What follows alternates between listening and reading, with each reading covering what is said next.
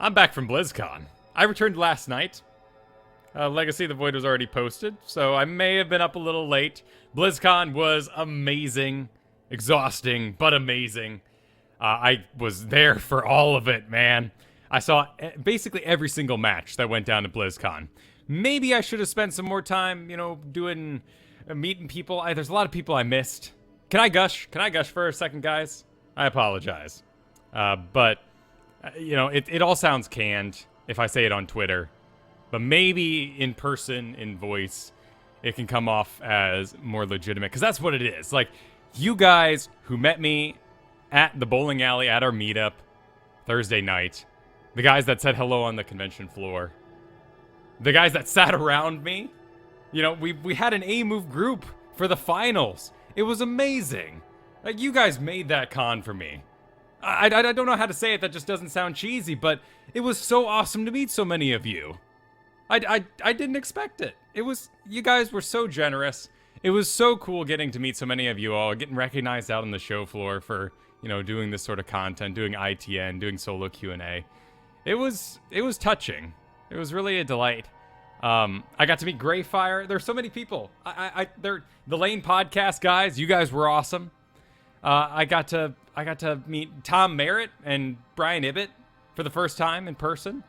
All the people, and even the people, even more flattering was it's just the people who suck me out. Like, we had to exchange on Twitter for minutes until we could finally meet up somewhere on that convention floor, and you guys put in the work and came over and said hi, and everyone was so nice and so awesome.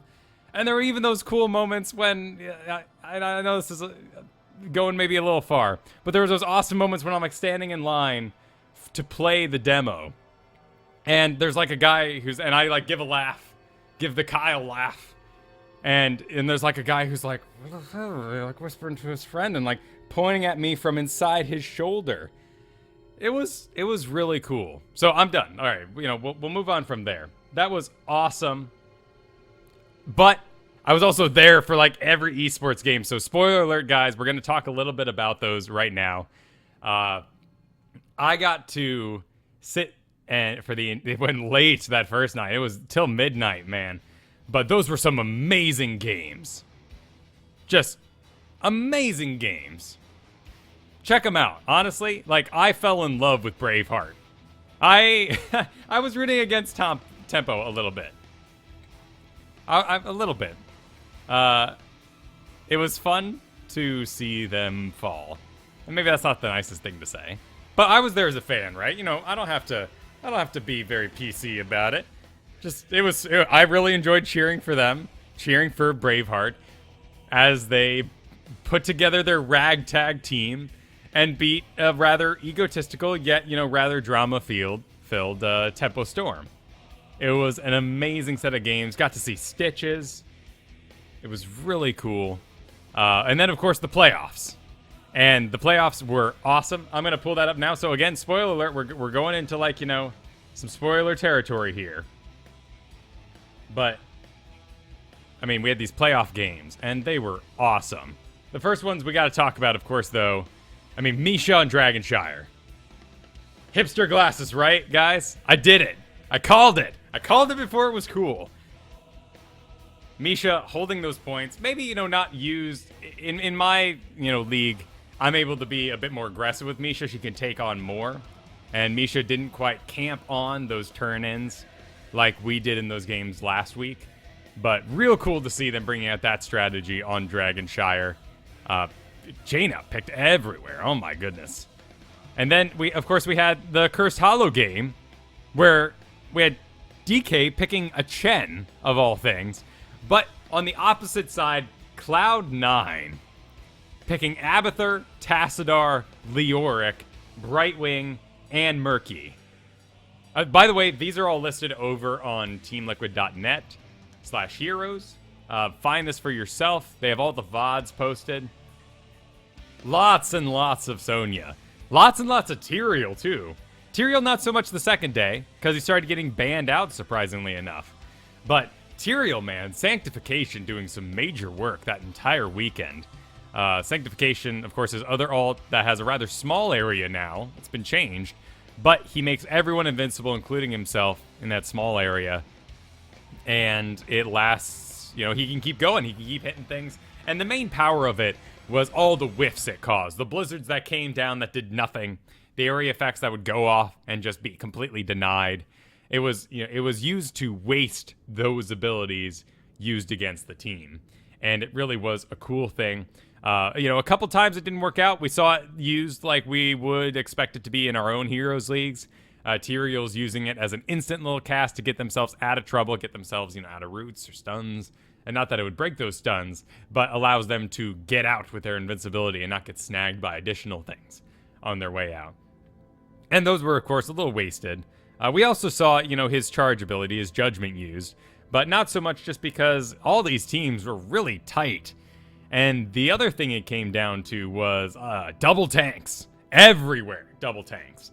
And not in the sense we see them on Heroes League. Like, you know, in Heroes League, we see double tanks, and they're just kind of there. It's meat for the front line together as a team. And then all the DPS in the background kind of go nuts, and you have your one healer that keeps everyone up, but you have that long sustain, get through the initial burst of the fight, and the double tank allows you to carry through after that and have the sustain to keep that fight going and winning against another team that may peter out. That's how we see it in our own Heroes Leagues.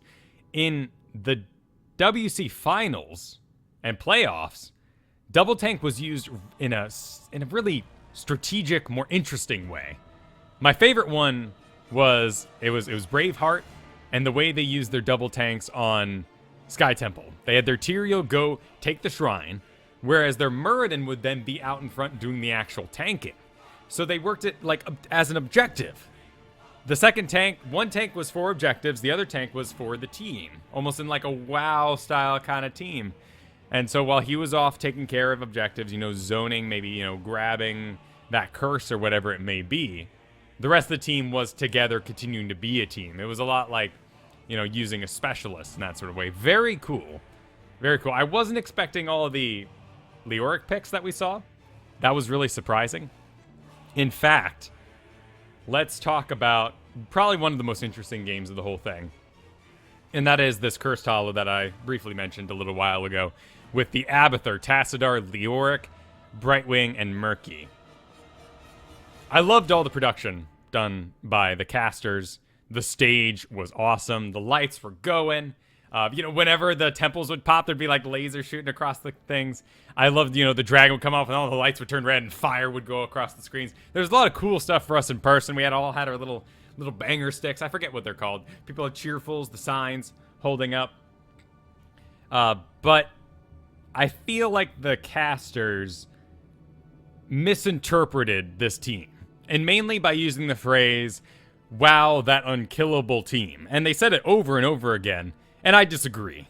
I disagree completely. This comp was entirely killable, and that was the point. The absolute point of this team. It was amazing. Abathur was off doing his own thing the entire time.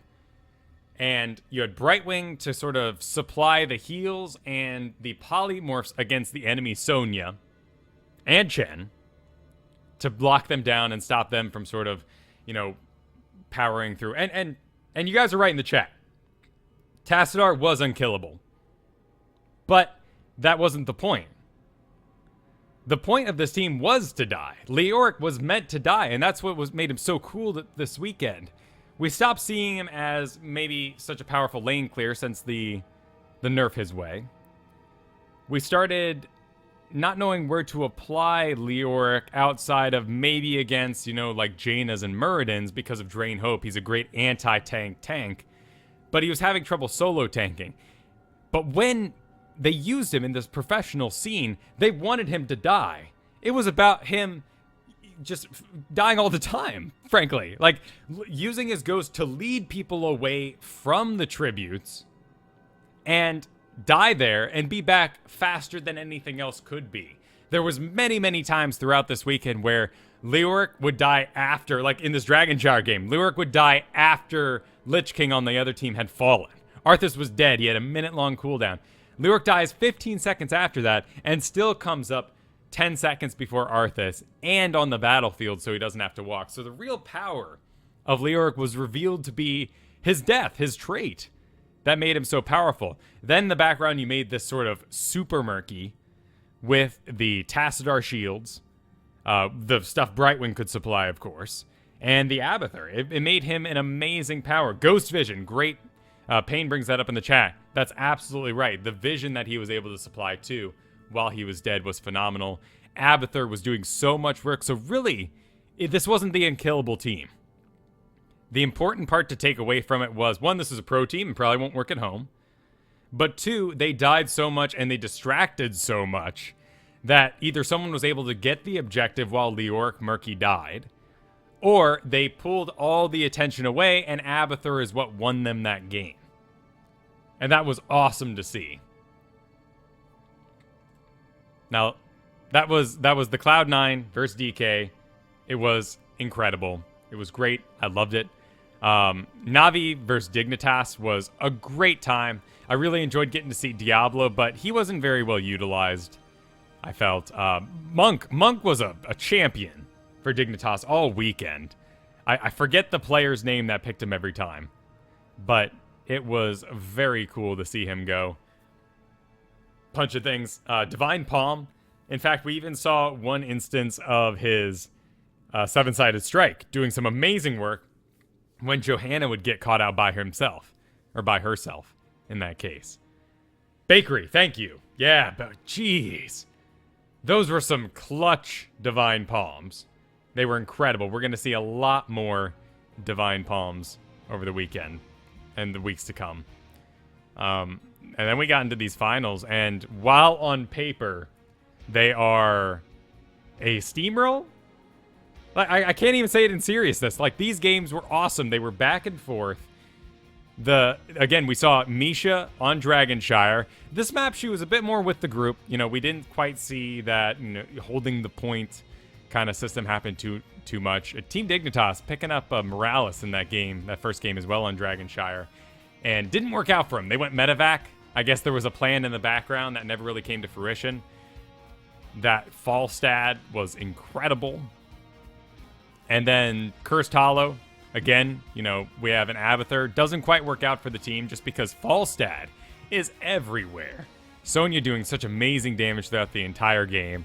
And then Garden Terror, Cloud9 picks up Abathur. Such a big map. And able to use those slowing mines were just so incredible, mixing it in. And actually, in that instance, Lost Vikings didn't work out. Whereas in the previous day, we had saw Lost Vikings really do some amazing work in the XP department. So, thus concludes my sort of gushing over those finals. Being in person, it was awesome. I know I missed some of your guys' questions. Mighty Diomedes, it was awesome to get to meet you. I don't know why you had two chairs next to you that first day, but it was awesome to just happen upon you on the fourth row and have some amazing seats, and we slowly gathered our group over the course of the day. You know, we got some crap for recording our live Into the Nexus at 11 a.m. on Saturday. People are like, oh, you know, missing the finals, guess you aren't really fans. Well, it worked out. Not on purpose, but it ended up working out rather well, as there was a lot of tech issues. And Kristen kind of became a little internet famous. She screamed her little heart out on camera, and she got some Reddit posts about her. That was pretty fun. So it was a lot of fun. For some reason, we were great camera fodder. It was fun to see myself pop up quite a bit during that stream. Thank you to everyone who tweeted at me during that. So, today, this episode's called Micro Machines. And there's a reason why, of course. We are going to be talking about some of those XP gatherers that we saw so well. And also, we're gonna, you know, do what we should on a day like this and go into quick match and work ourselves back up to rank 1. Because frankly, it's been 2 weeks. Yeah, I left that Wednesday for Garrett's wedding right after I posted the previous show. So my skills are a little rusty. I got to play a lot at BlizzCon. But there's no MMR at BlizzCon. So It was fun. It was fun being a rank 1 out on the floor, kicking some butt, getting to use Greymane. Greymane was sick. I really gotten to enjoy playing him. I'm picking up Greymane, day 1. He is awesome. I mentioned it on the live show, but to sort of reiterate, I've really enjoyed the personality they brought to a lycanthrope after what I've seen in Dota over the years. When you think about making a werewolf, I think we all just kind of go, just make his level 10 a transform into a werewolf, and we're good. Like that, that's the easiest way to work it. The Worgen form does not mount up. Good question. The second you mount, you transform back into a human. So basically what you do is you have your Q, which allows you to dive. And it's a lot like a Kerrigan jump. So you have about the range of a Vala. You can spec actually to increase your range, which is very cool later on. Is it Q? It's E. It's E. Q is your Gilneas cocktail. Your E works like the Kerrigan jump. And as a ranged character, you're sitting there, pew-ing, and you're maintaining your W, which is a 50% increased attack speed. As long as you're attacking things, you can keep that buff going. So you're shooting from afar, being safe, and then you hit your E and you leap to the target. In midair, as you leap, you turn into a Worgen, and when you land, you do some damage, and then your Q, which was the Gilneas cocktail, turns into a big ol' swipe area in front of you and does some pretty absurd damage.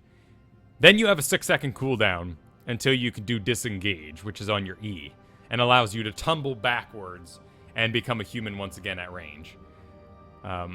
He has no self-healing ability anywhere throughout his kit. There is no auto attacks for health. There's nothing. There's no Thrall, Kerrigan, Butcher, Illidan, like mechanic. You are a ranged hero that leaps in as a melee and does amazing damage. So I still think he'll be a good Uther target. But will he be able to survive things?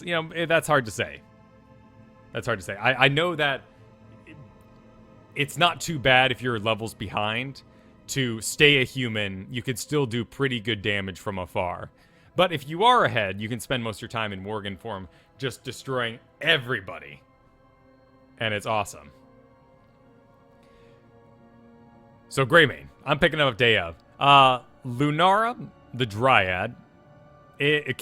Kristen really loved her. She was a really big fan of her. The poison damage was rather incredible. She has some really cool talents. She is an assassin that gives sight. So we have Zagara, who's a specialist that gives sight. We have tons of sight giving. And by sight giving, I mean, of course, things like Flare on Bisha. That is a tank or warrior class hero that allows Rexar to supply some sight to his team around corners, see stealthies coming in. We have Brightwing, who when she teleports can reveal an area. We have Karazim when he jumps to a friendly ally, or jumps to anything really using his dash. You can reveal an area and see over walls and, over bushes and stealth characters that may be there. And so Lunara, supplies that sort of niche need for an assassin. And it's a really cool pick. I can see myself wanting it down the road. I didn't quite fall in love with her out on the floor. Movement speed, it was great. She doesn't mount up. She does that little sort of leap. The leap has acceleration. So you jump and then you slow down. And this is really fast. This first jump is very quick. So if you're in the middle of a blizzard, you leap out of it and you're good. But then you land and you have a sort of delay until you jump again. So you do move faster than a normal hero altogether, but you have these little sort of interesting leaps that you do as you go. So a very interesting hero, not one that I particularly fell in love with on the floor, but I see where her niche can be, and the Wisp gives amazing sight. So with time, maybe, basically. But I don't see her falling directly into my roster because I have Zagara right now, who I love. Cho'Gall, there's been, of course, a ton of information about Cho'Gall. We're all very excited for him. I had a blast. I controlled Cho the times we played because it is positioning. As Cho, you are the melee part of the two-player, two-headed ogre. You control all the movement. You have a sort of wind-up punch on your Q that you then dash forward with, so a movement ability.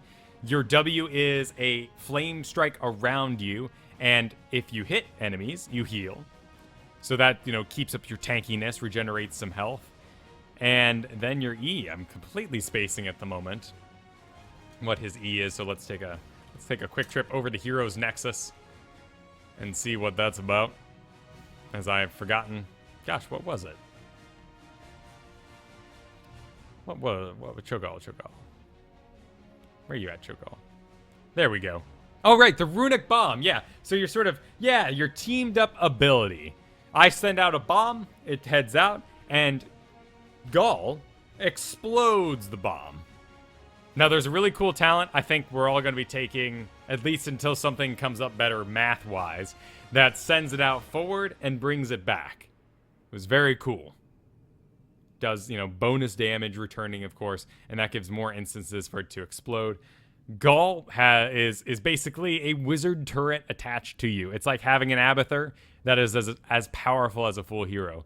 You don't have to worry about your Abathur body off somewhere. There is no locust spawning that, and those sort of abilities, having a body elsewhere, being invincible basically while you're hatting someone, and locust spawning from your body, and the ability to jump to all these heroes means that your Abathur sort of turret abilities are a lot weaker than you would be as this full shoulder turret that Gall is. He was very powerful. He's got full sort of assassin power as part of the Cho'Gall system. Very cool. Talked about it a lot on Into the Nexus. And then, of course, there was the information that we didn't talk about on that record that came out Saturday. And that was the new Battleground, which was very fun. The important thing to understand about it is you do not touch the core. Nobody destroys the core.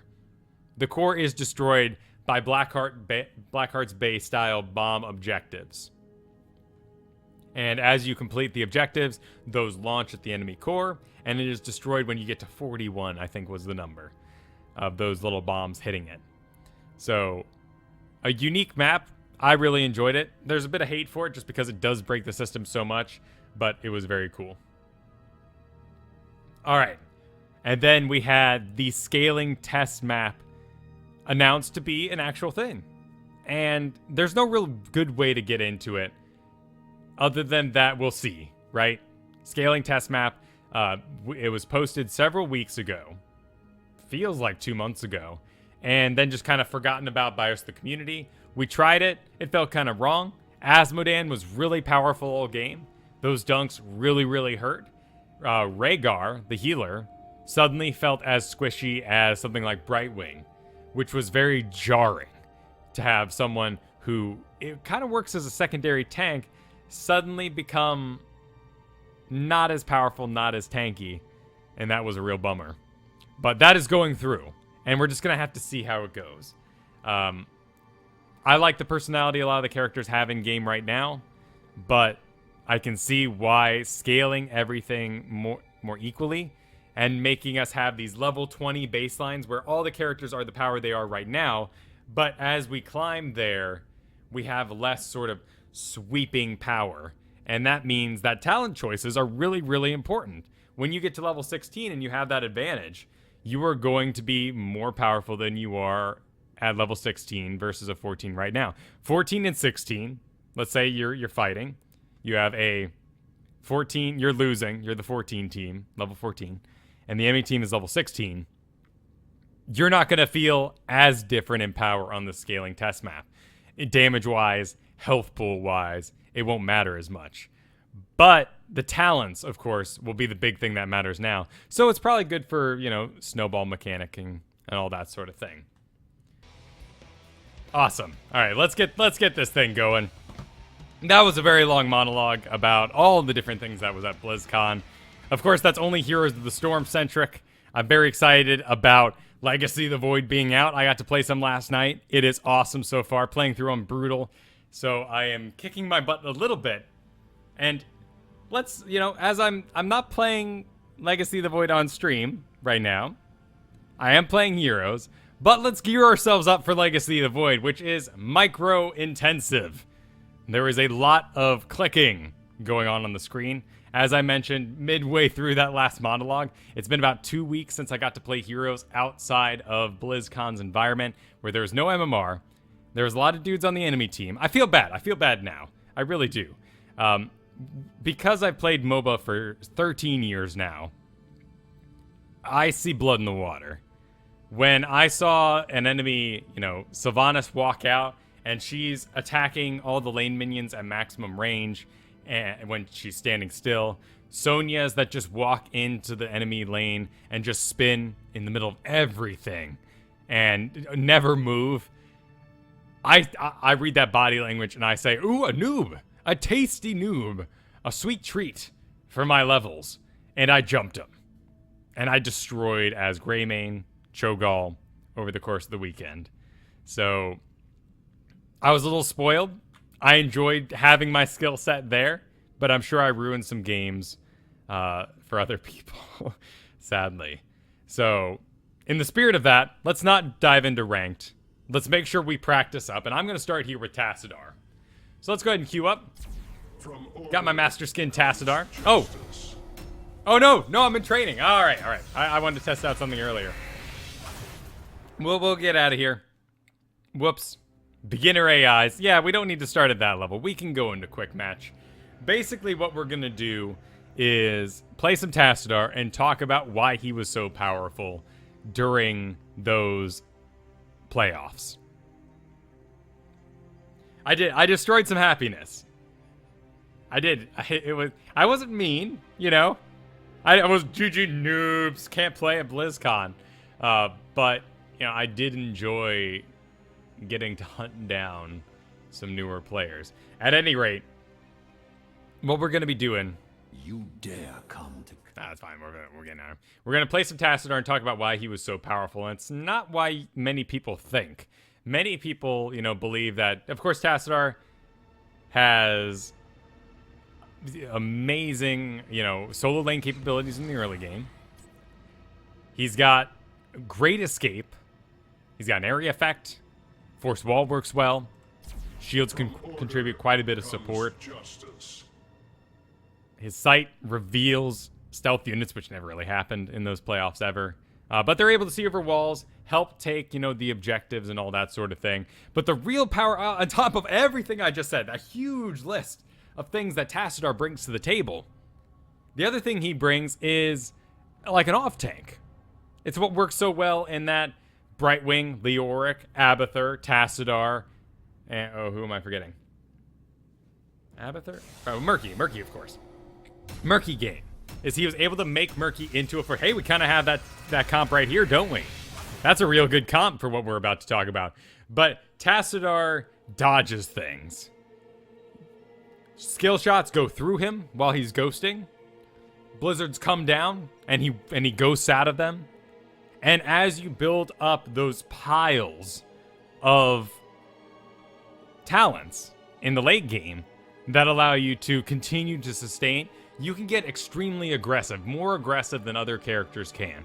I can go into the front line with my rather limited range and fight right next to the tank and take some serious damage. And that damage is damage that doesn't go to my teammates. That is whiffed when I decide to finally ghost out. And in that way, I'm actually shielding more damage than I am with just shields. And if you think about it in that sort of way, I'm healing more damage than I would be just normal healing in the background, like something with, And perhaps this shall go faster for the both of us. Sorry, he's talking. Look, they messed up my dress. What's going on with my dress here on my spider? I got like some WoW mount problems. Anyway, let's get that screen switched over. 5, 4, Let's get into 3, this game. 2, Oop, 1. wrong screen. A little tired. We're gonna be okay. That's the point of today. So we're gonna do this Tassadar game. Then I think we're going to move over to Abathur, who's kind of that next level up in micro. Work ourselves up, really, get a good workout, get some good practice in. And then for the final game today, we're going to move on to Lost Vikings, which was another very cool thing to see. And that, with Abathur, really goes in XP contribution. So kind of the same talk here. We're going to be in lane. Conjurer's Pursuit. We need the mana.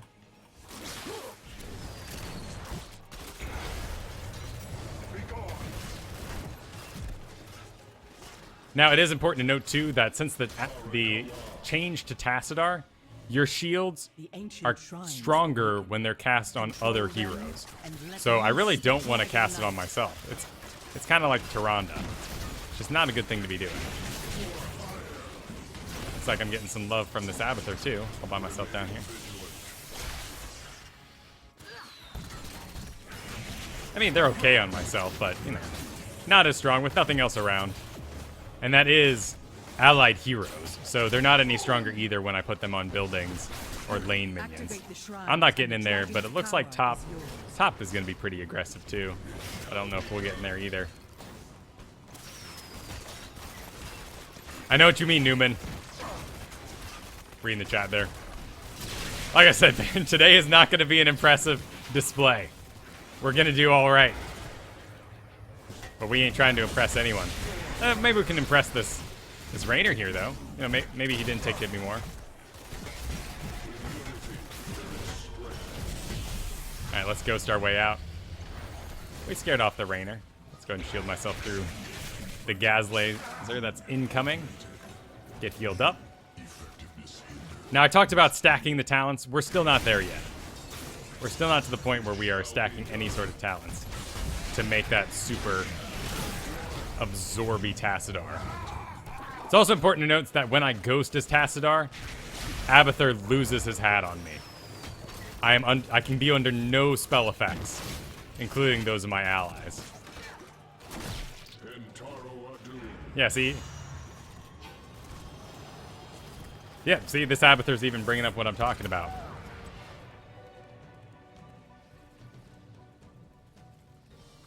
All right. So here, now in the game we watched, Leeching Plasma didn't really do too much work because, of course, Murky doesn't have much auto attack, but it is a huge contribution to Tassadar's overall healing. And I'm auto attacking too. I don't know if we'll be going... We'll see how we group up. I don't know if we'll be actually going Archon later, but it will help, so we're going to do Leeching Plasma for now.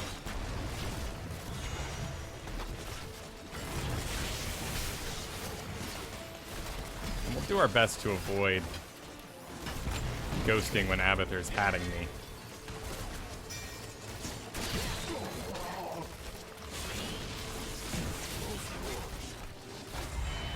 Let's make ourselves a little less juicy. There comes Morales. That was nice. Good timing, Morales.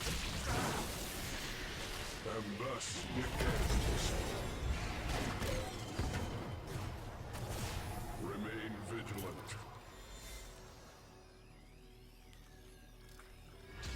Alright, there we go.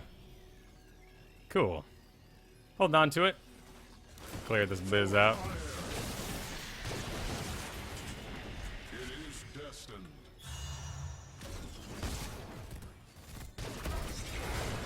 And they're back. I can get in front of Morales here. She's got the mana for it. Just as long as Morales isn't the one taking the hits.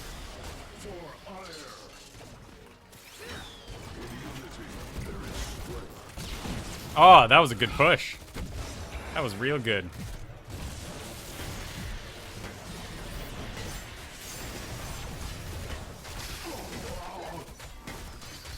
Alright. Rainer going down. We can hold on to Tyrael. So now what I used to do was Kala's Embrace, and I've always undervalued Deep Shift, which increases the duration of Dimensional Shift by 1.5 seconds. But it did some major, major work. And if we're talking about making people whiff things... Oh my, Diablo. Oh, well, that didn't really do much. I think we're good just to... no, be brave, be brave. You have been injured. So we're gonna go deep shift. It really did some amazing work over the weekend, and in fact, I can ghost for a very long time and get myself out of here. I don't got anything for you, Tyrael. Sorry. Let's go get topped off.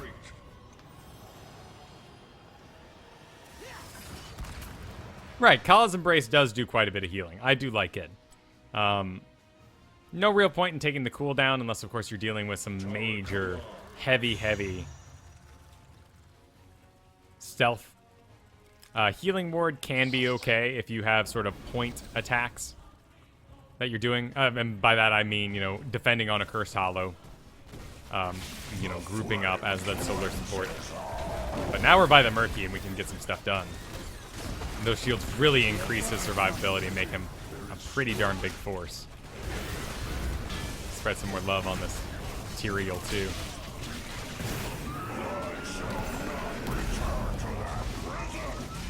I'll just ghost out of this whole thing.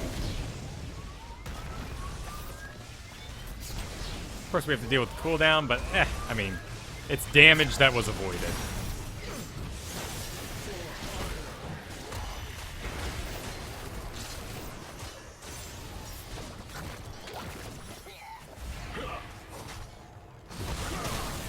Give sight for Tyrael to keep going. But for the most part, let's get back in lane and see if we can take care of this Gazla that's wrecking our bottom lane.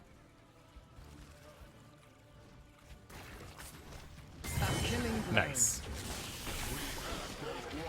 Not even... Even when the Merc Lord... Alright, so what do we need? Let's take a look at the damage here.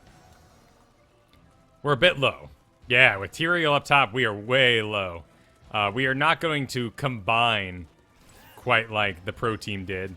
They got the Entomb, the Force Wall, just all these things that just wrecked all together and just allowed them to build the battlefield how they want.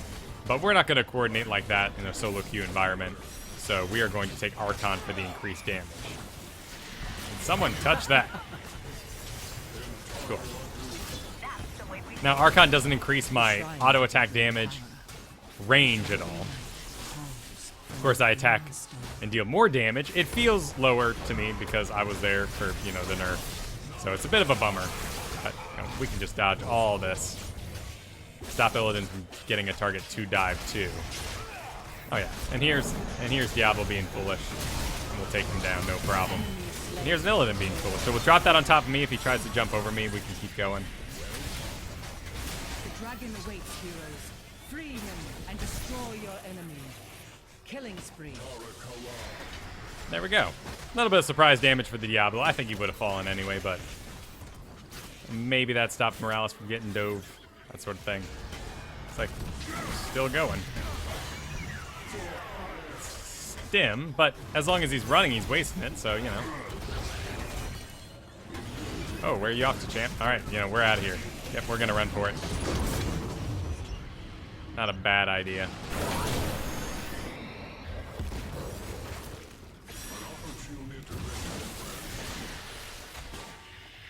It shall be done.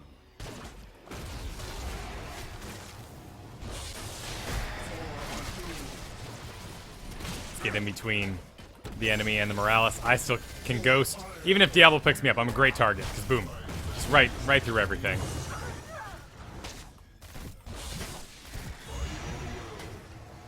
Sadly, it looks like we're going to lose that. I can go touch it, but I'll die, so let's... What? Well, you picked Morales, man. Don't go being a bummer. I shall reduce you to Don't be a bummer about it.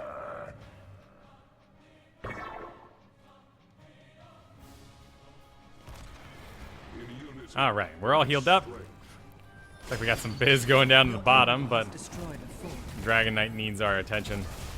Put some shields on some things. Now we start building that sweet pile that I was talking about. Really increases your survivability. Persistence activates at low health. You can be bursted through this sometimes. It's kind of random, but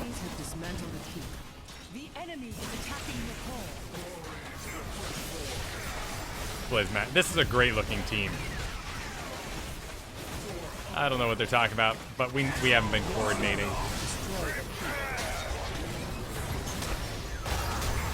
See, and that wasn't, you know, that should have been stacked, right? If you're gonna charge something, wait until the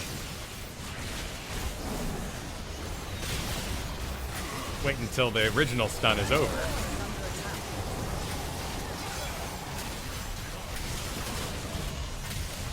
So 15% health, there's the second one. Another long ghost for me to get out. And I survived something I probably shouldn't have.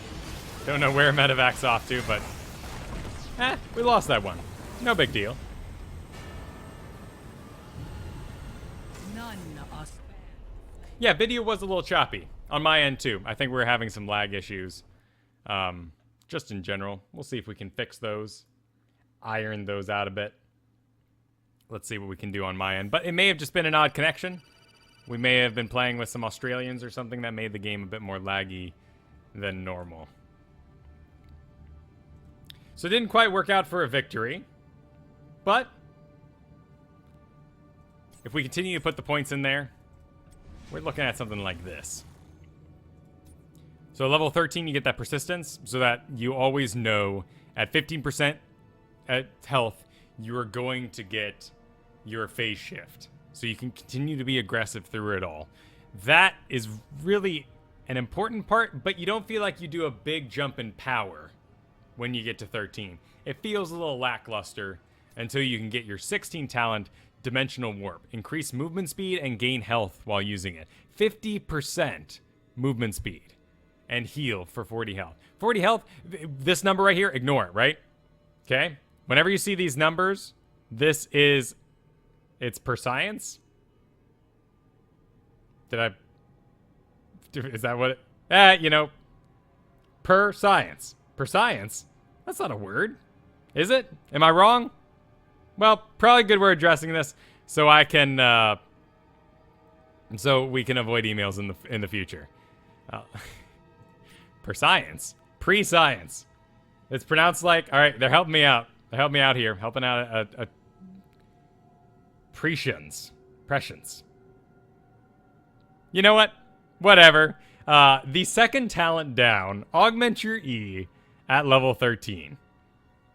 It's all good.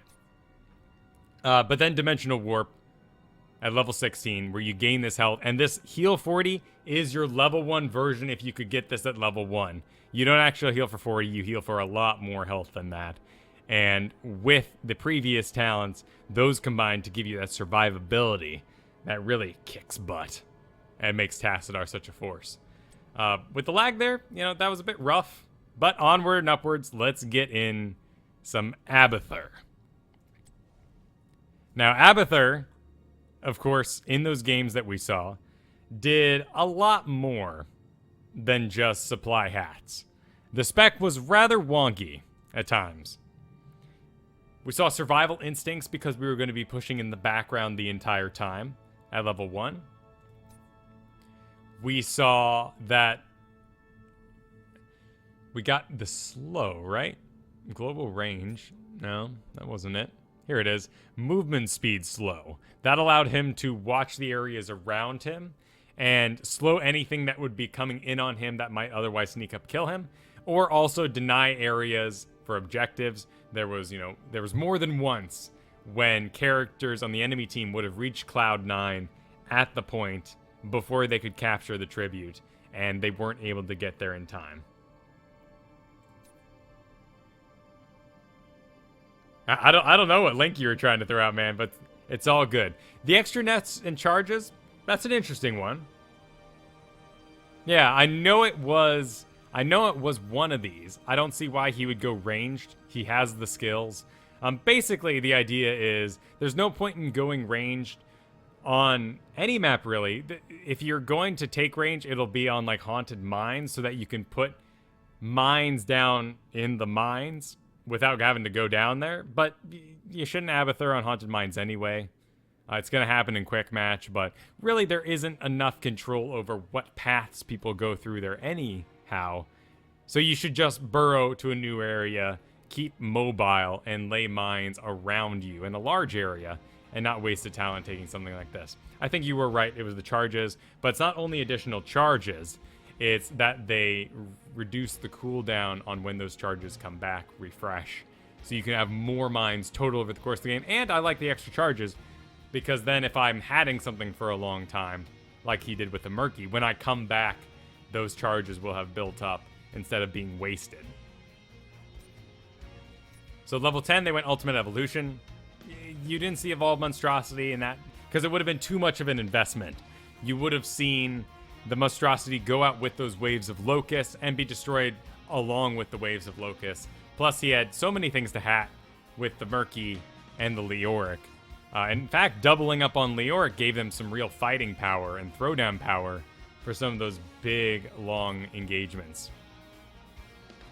Bombard Strain? Bombard Strain looks a little lackluster on paper, unless you read, of course, the increased damage, which is why it's such a big deal.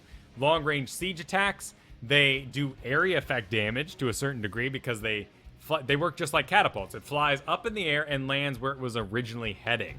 So if someone comes over and just in one hit destroys all your locusts, those shots flying through the air will still come down on them and do some amazing damage. And with the increased 67% damage, that's what you're really pushing off all of this with. And then Locust Brood spawns the additional locust to push a lane, and that's what won them the game. So let's do it. Let's do it. Let's jump in. And of course, on the background of all this, it's not only what we hat, where we're sitting, where we lay our mines, when we choose to use our Ultimate Evolution, and how we get pushes built up and going by stacking our locusts. Boy, that's a lot of things to do. But we have to soak XP. And it's very, very easy to do on maps like Cursed Hollow and Infernal Shrines. Plus, it's one more step in the micro box. You know, we went from Tassadar, who's pretty easy to play, really, to something a little more advanced like Abathur now. And I will enjoy the build-up to doing Lost Vikings there, which is going to be a lot of work for my tired bones. But we'll bust it out and it'll be fun. Yep. And then, of course, as mentioned in the chat there by Number Fox, level 20, they use the Locust Nest, which really just provides some amazing spawning and keeps that pressure on a lane. And once you have catapults, you're locking the enemy in the base. You're denying them map control over and over again, and it's going to be amazing. Oh, that's awesome, dude. I really enjoyed my Death Knight. I played, of course, I enjoy Unholy with the summons and stuff. I didn't really get to look through that. I read all the priest changes right now because I'm planning to go priest come Legion. Didn't play too much Warlords of Draenor. I moved. Had to start a freelance career and all that sort of thing. So Warlords of Draenor was sadly missed on by me. But I'm excited to see what can happen in this new game. All right, we're done. Let's get in. We got some great hat targets. Double support there for the Butcher. And then, of course, I'm going to be hatting the Butcher the majority of the time. So that should work well. On the enemy team, got us an Asmodan, Tassadar, Sonya, Thrall, and Kerrigan. So only a Tassadar, but Thrall and Kerrigan are going to sustain themselves quite well. Infernal Shrines, not bad. Not bad. So we want to have the highest XP contribution of anyone in this game. Otherwise, I feel like we have failed. I hold myself to those standards.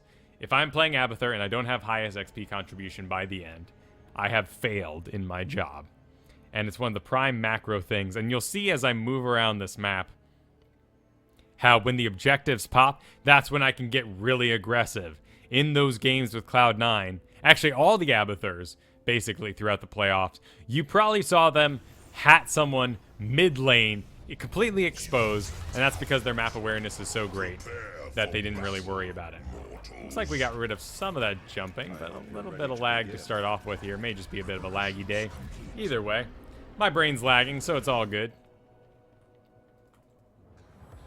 And we are, of course, going to go with those survival instincts. We have more than enough support. If I was solo Abathur, I like doing the regenerating microbes.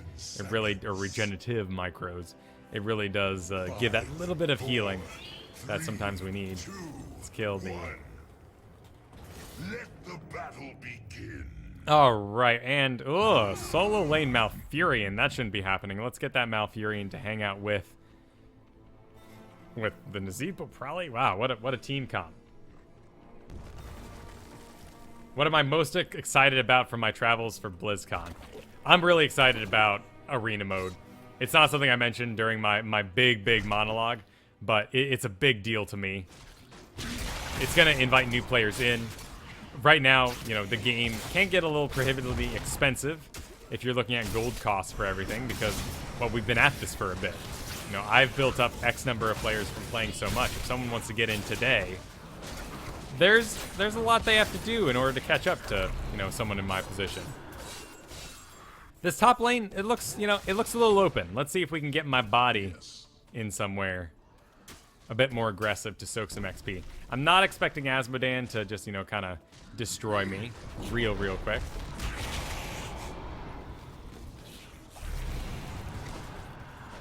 So let's start. We don't know where the first one's going to be, but we can hit up some of the sort of key walk areas. Let's see if we can get this butcher to get a little uppity. Yeah.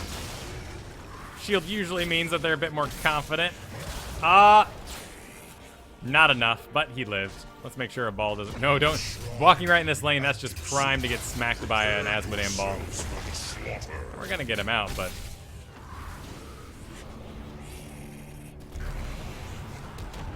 Alright, so now the objective is popping. Let's see if we can't do a bit more damage to this Asmodan. Alright, it's a middle one. Everyone's moving that way. No real reason for Monk to be down here, but top might be a little dangerous, so let's go ahead and teleport bottom. And we can just kind of sit in lane here.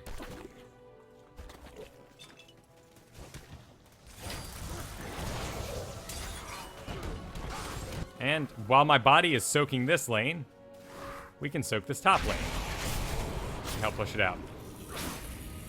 They got two supports. You know, there's really not too much I'm going to contribute. There's one down. That's good. Let's see if we need to save anybody. We got a Monk going. We can help him out. Maybe we can get that Sonya in the back. Alright, they're good. They have some zone control. And let's go ahead and we'll double soak the top. So my hat can soak, and my body's soaking down there. And let's go ahead and get those nest charges. Cool. I think I'm going to help out Butcher real fast. Actually, we can do a little bit of... Let's see. Let's keep it going. Let's see if we can make some magic happen. Yeah, that was enough. Sadly, Thrall dying there, but it's okay. Nice. Cool. Excellent. Now we can figure with them losing that, for the most part. Ooh, they came back. Scaling test map really gonna enjoy the increased death cooldowns. I don't have anything for this guy for another 3 seconds. Oh, everyone's abandoning? All right, let's go on Monk. Actually, where's Butcher? Right, we'll help Butcher get back in. And I want to relocate, because bottom's pretty well pushed out. It's not that much XP left for my squishy little body to absorb down. That was a good route. All right, let's get my body up to top so we can soak a little bit more. We can be pretty aggressive here. I count everybody in the mid there. Just clear out this lane. Let's go and Butcher. Wasn't enough. But I think we're good. We just need 3 more. Anyone can get those. Nice. Cool. Let's check. Oh, yeah, we're doing great. Look at that XP. Nice. All right, cool. Let's go back down bottom. And in fact, we're a little dangerous here. I mean, as long as the Punisher's going, but we'll set up those mines to watch for us. And then we'll send a hat down here so we can get rid of this general.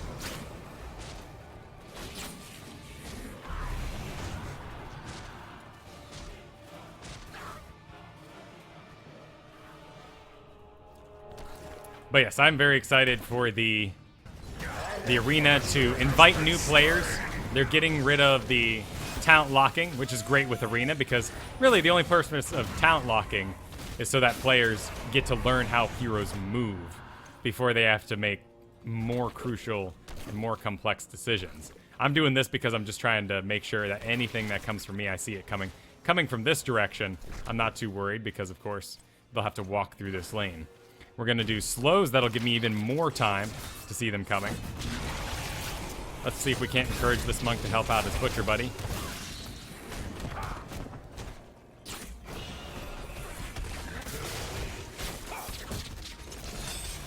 Alright, we got an Asmodan moving up towards me.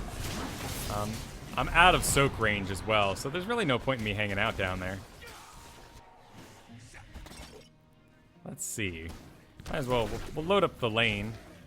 So when Asmodan finally pushes this out, we'll be good. We'll keep there for a little bit longer. Let's go back on Butcher. Alright, Asmodan is missing, possibly coming for me.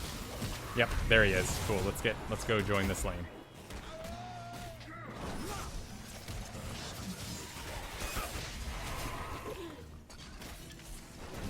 Yep, he checks me for me way too late, and we'll soak mid. Kerrigan's right there, so I'm gonna get back now. Yep, time to slither my buns. It will be made to serve us. Slither my bones out of there. Let's go ahead and mine up this a bit, and then we'll head top. We're not gonna do much to stop this Asmodan. Whoa, Kerrigan. Actually, we can hat this Zebo.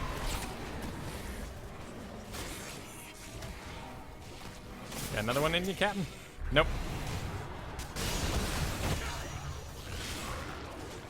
It's being a bit rough, but we got some sight here in this bush, so we can soak this lane.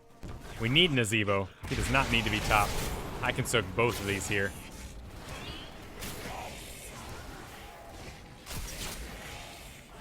There's 10 for us, though. That's good. Ultimate evolution.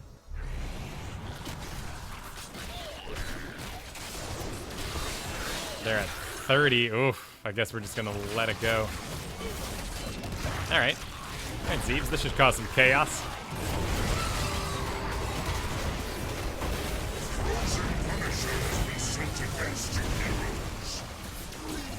Let's go on the Butcher.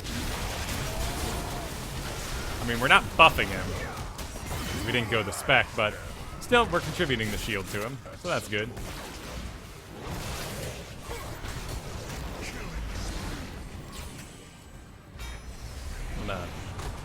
A lag-tastic day here.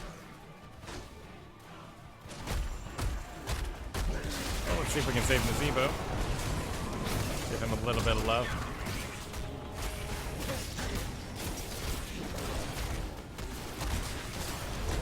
Alright, so let's go top. The Angel's Punisher has been destroyed!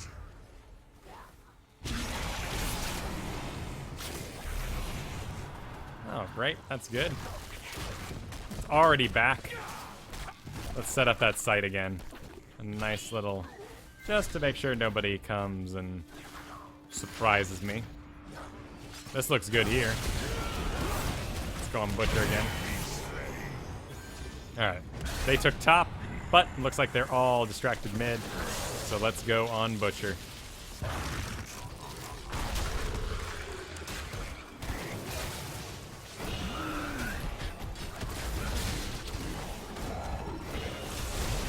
Oh, that's good.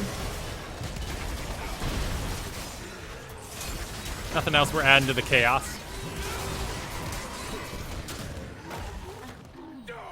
Alright, it's over. Let's... ooh, wow.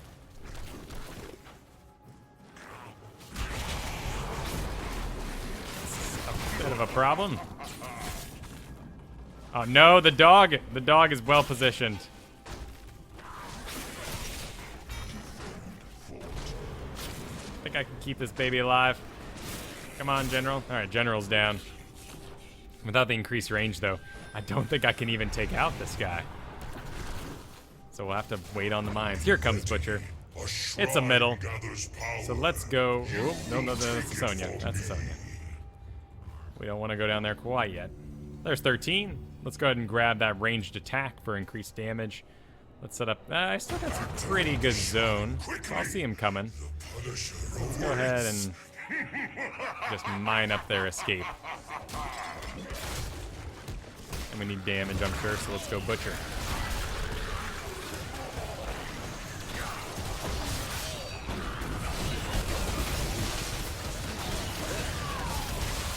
Burn through her pretty fast. Giving Kerrigan lots of shields, but hopefully we just have the damage to plow through it.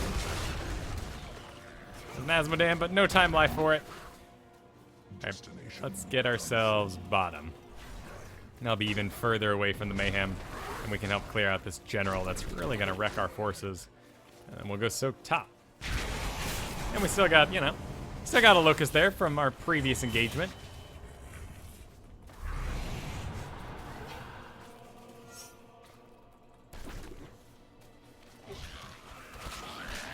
How many more we need? Oh, only 3. So we're good. It's going well. Let's check our XP. 2,000 above anyone else. Perfect. All right, yeah, there's Kerrigan. I was wondering. There's a couple missing on the minimap, so let's go back top. Probably called some folk down here. Back in XP range. Lay them mines. And let's get ourselves another Butcher. There's Kerrigan.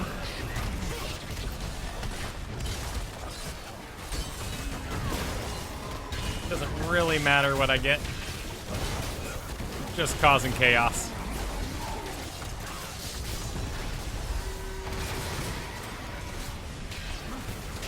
All right. Let's get bottom. And we'll keep the soak going. Keep that 2-level lead up. A little low on damage. Doing fine on siege. Alright, here we go. Spawn Brood. Now we got our real power. A little far back, so let's move up a bit. And how's our sight? Let's go ahead and hook ourselves up with a little advanced warning system. And then something to slow down anyone who just gets too close. But they all got pushed back. Looks like we got 3 mid, so let's soak mid.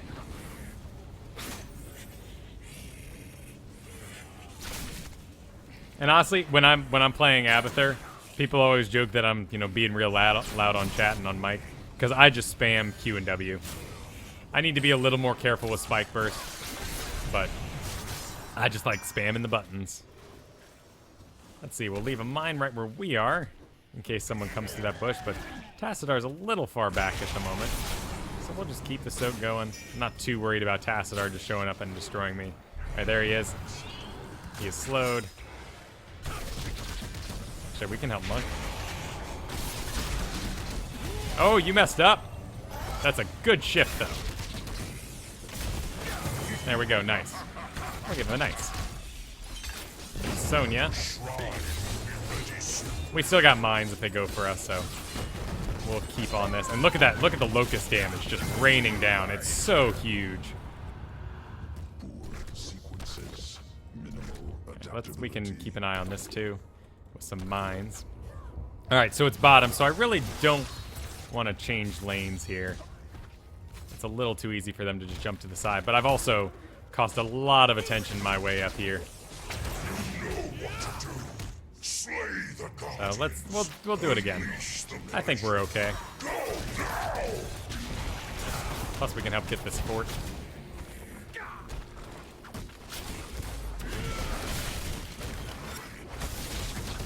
Nice. Cool. Let's soak some more. Why not? Let's keep a good thing going. And now that we have that, let's go ahead and throw ourselves a mine in that bush there, and I will advance.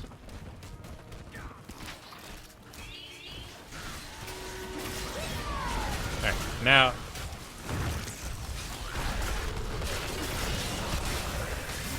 Cool.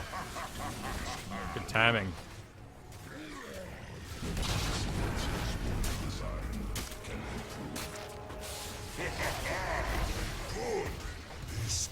And we zoned him out. That's all that matters. All right.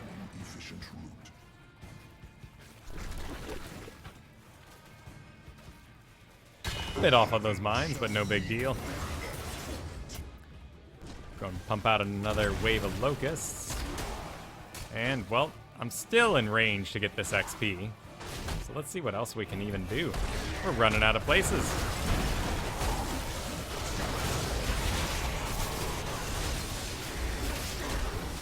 Running out of places to help.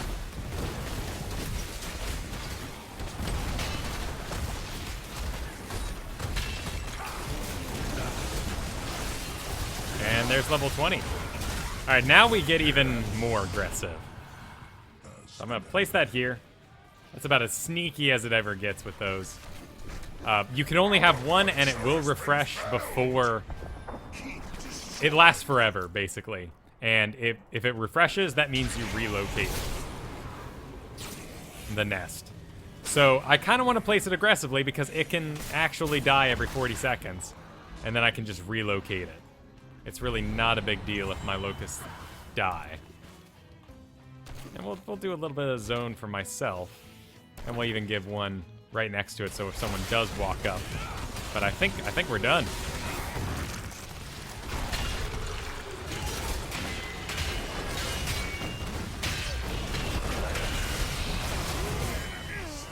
Yeah, that went well. And top XP by 7,000. All right. Not too shabby. Not too shabby at all. So, so there you go. That went really well. That was kind of an ideal situation. I guess I was technically transformed into the butcher at the end. So I have a butcher here on my exit screen. Game didn't really go long enough for me to overtake someone like Nazebo. I would have definitely over the course of the game, should that continued, once I have that huge stack of Locust Talents. You know, my damage is going to be low because I'm focusing on that XP, and I was doing a lot of lane stuff. If I wanted to do a higher damage Abathur, you definitely, I mean, you have to go for... You want to get these pressurized glands that reduce the cooldown, so you're doing more damage more frequently. You want to be getting the needle spine, of course, that increases the damage and range of the symbiote by 20%. And then, you know, later on, I'll probably get the additional stab charge, as well as the 2 symbiote hats.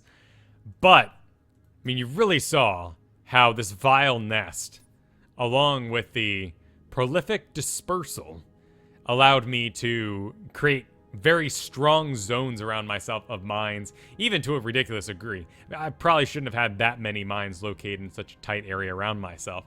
But you saw how, you know, efficient it was, and really allowed me to keep going. Cool. All right, let's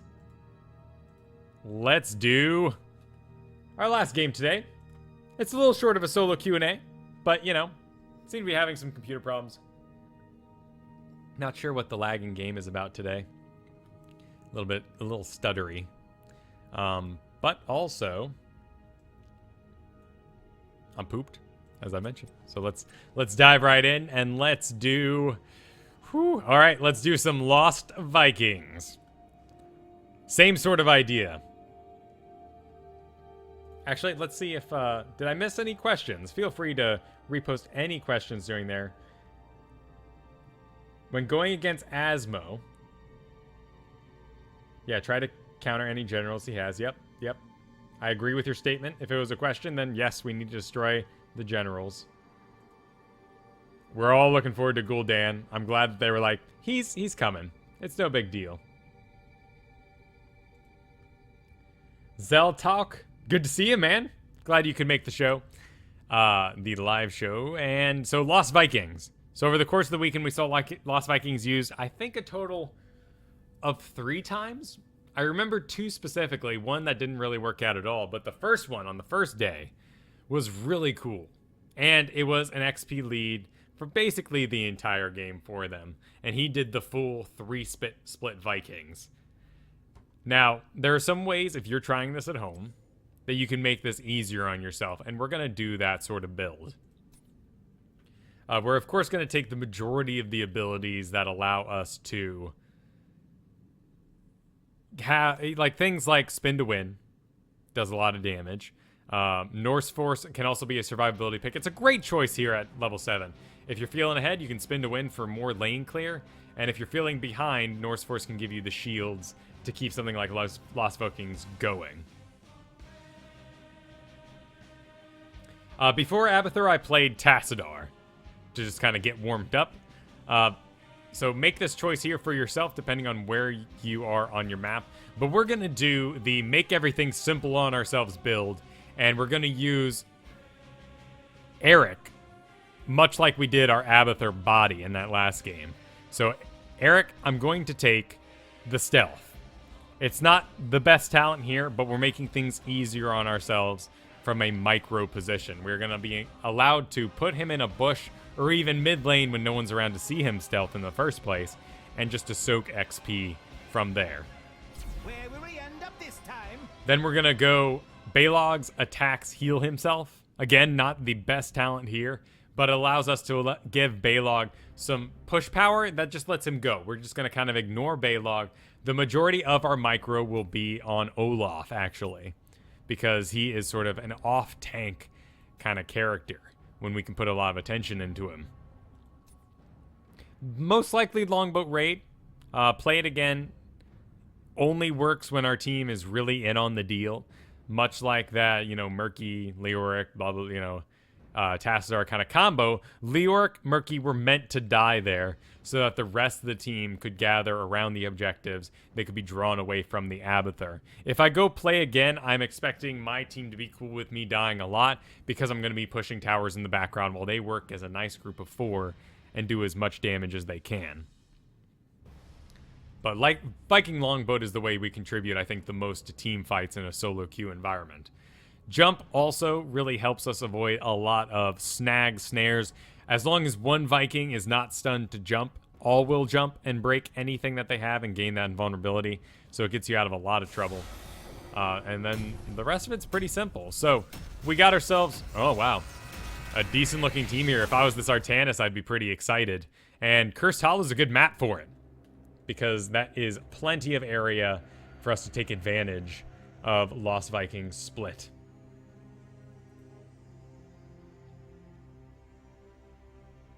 Badger Lord, I don't know what would happen with a Hogger announcement pack. It'd just be a bunch of growls and that'd be the end of it. I don't know, man. I don't think there's much variety. We all want a Deckard Cain announcement pack, of course. Though on the new map, what is it even called? The Halloween map, basically. There are very cool voiceovers with the Raven Lord is back, as you hear him here. Choose a target. All right, so let's split 3 full. The Abathur is a little disconcerting because, of course, we don't really want to be losing that many full heroes on the map. 10 seconds. Now we're going to do those spy games so we can just kind of leave Eric alone. 4, Depending on which one we have selected. 1. Fight.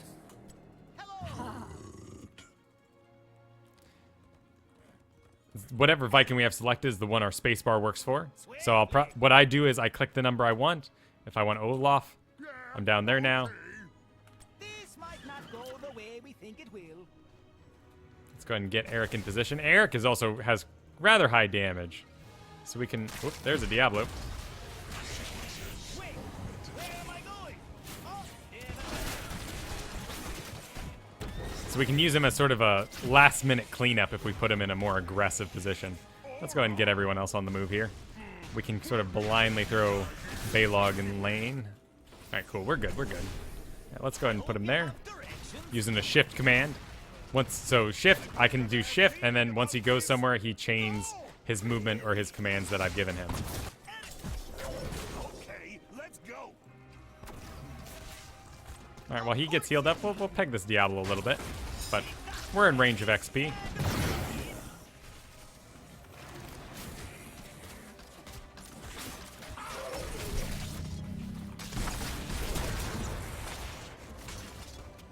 Balog does damage in a row, so you want to, in addition to everything else you're up to, you want to make sure he's attacking things in a straight line.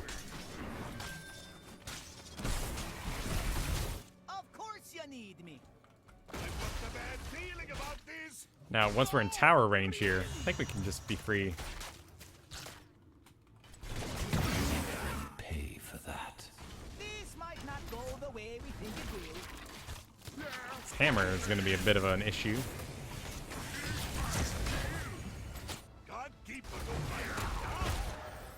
You have been slain. Losing some Vikings. Good effort. I hear you. What? Down to just Balog at the moment. Set things on fire. All right, let's go ahead and gather. Let's gather the Vikings. We're going to be needing them soon. And it's getting kind of dangerous out there. So let's do the heal on Balog, and then I think we'll go shields in this comp when we eventually get to it. I'll take the lead. Suggest dodging. Heroes, gather tribute and earn my favor. All right, hitting 4 to gather them all up.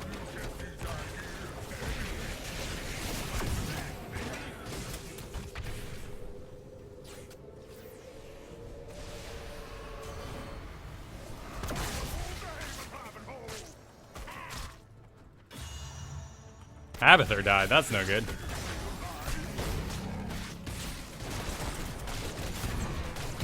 Suggest dodging. A little bit more. Olaf from behind.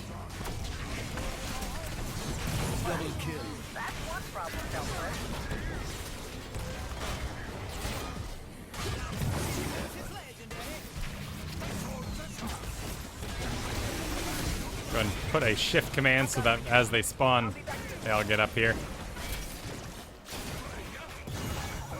Whew. Alright, what we got going in?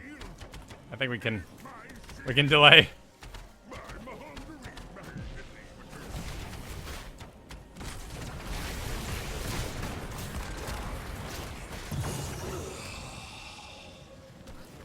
I don't think. I mean, we can delay. We got incoming. Make them pay. All right, let's get back in lane.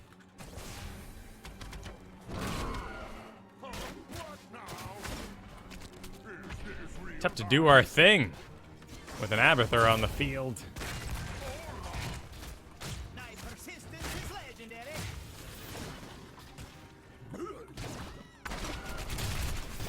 Hello. All right, let's go. We'll take Eric bottom.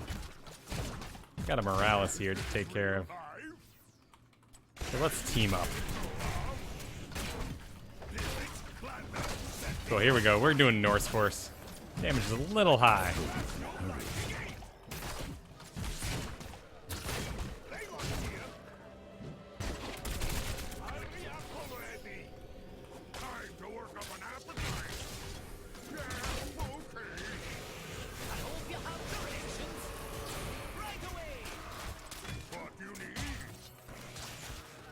And we'll use Eric here to deny, but whew. Slain. Nah, we're just not gathered.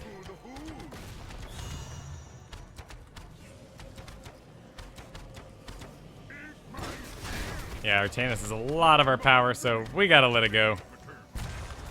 Let it go. I really do like the Olaf Balog combo you can pull off. In lane, it does have a lot of power, and then we can get The plan. Eric to go soak. Right away. It's like Artanis has top.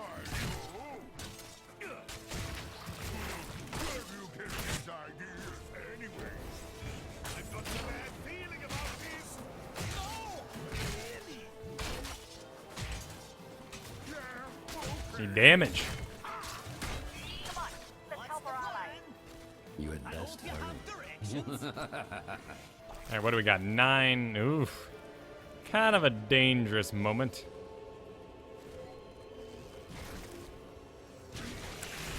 see, we got Vala though, if we can snag her. I hope you have directions. See if we can't get Eric. We'll send Eric to go get the well. Or that combo of Olaf and Balog do the work. Let's get Eric in front. Nope, nope, nope, nope, nope. Oh.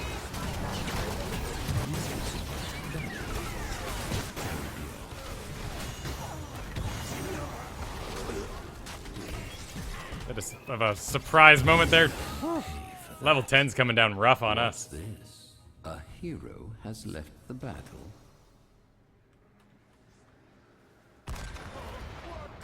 Highest XP contribution for my team, but Unacceptable. You shall know my curse. For My persistence all right. Well, is let's keep the XP going and get us 10. It's the best we can do. It's all good practice. a good effort. Wait, where am I going? Oh, never mind.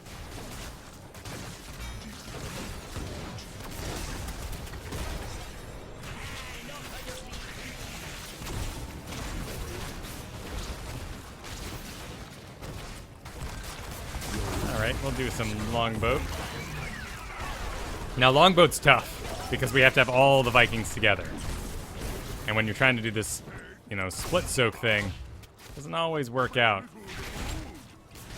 Let's get this guy in a line. Fine with me. This might not go the way we think it will. My curse subsides. For now. So we can keep Balog going. I don't know what this is saying. Is this real life? Your fort has been destroyed.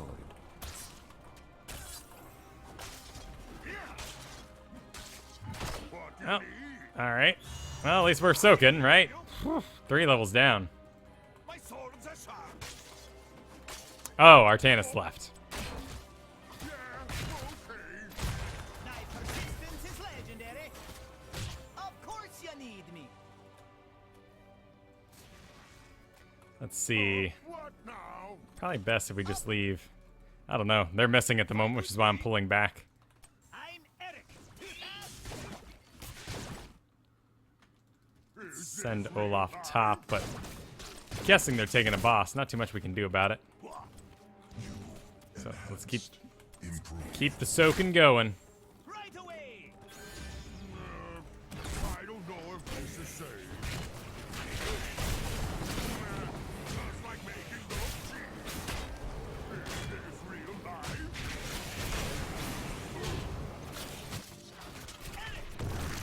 I'll take the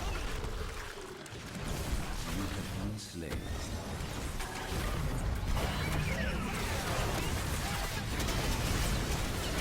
Pay for that. Not quite enough to stop 3 level up dudes. Oh, and Olaf died.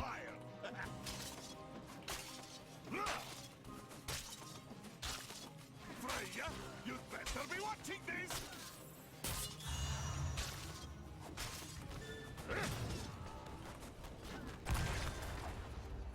I could really use some lasagna right now. Who Yeah, can well, we'll gather gather. We'll gather up and see if we can get a Viking longboat off.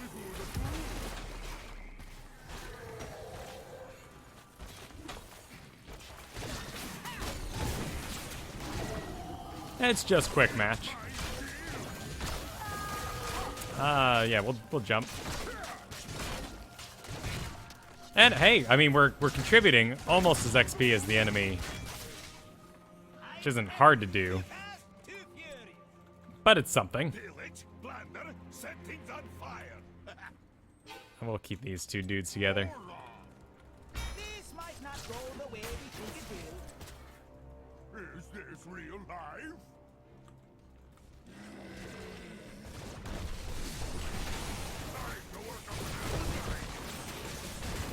Oh, all rooted. Well, we can jump out of it.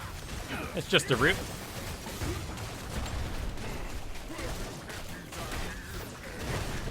Gotta dodge those locusts. My goodness, 3 levels up locusts hurt. Make sure Baylog's in a straight line.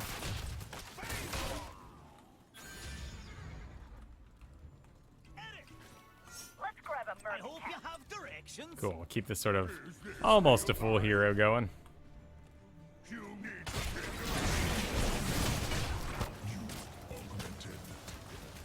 Take that and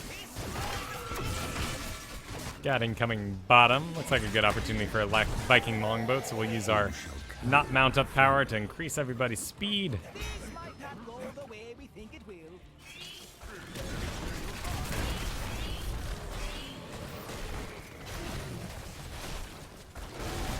have lost a key. We're all grouped up. The enemy is attacking your core. Kind of waiting for a...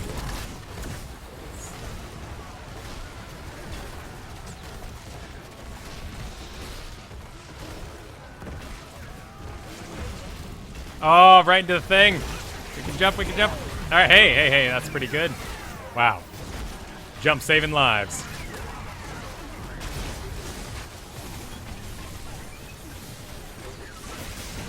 What a stemmed hammer.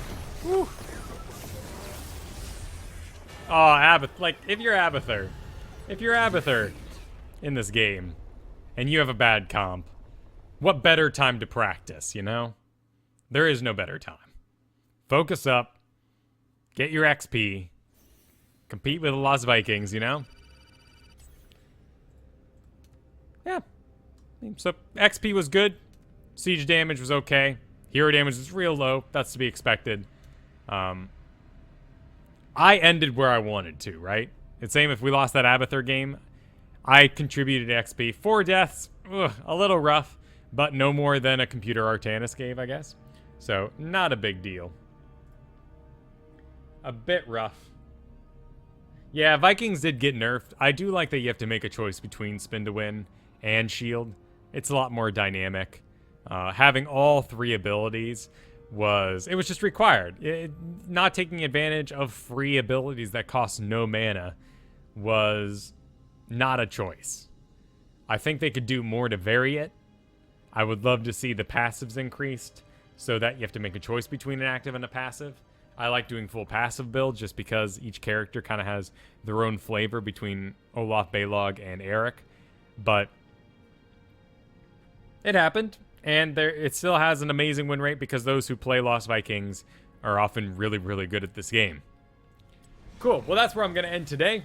It was a bit of a short stream, bit of a short show, but I am, I'm tired. So I'm glad I could get on at least. We can keep the chain going, you know, not wait forever for the next solo Q&A. But next Tuesday, we'll hit the ground running.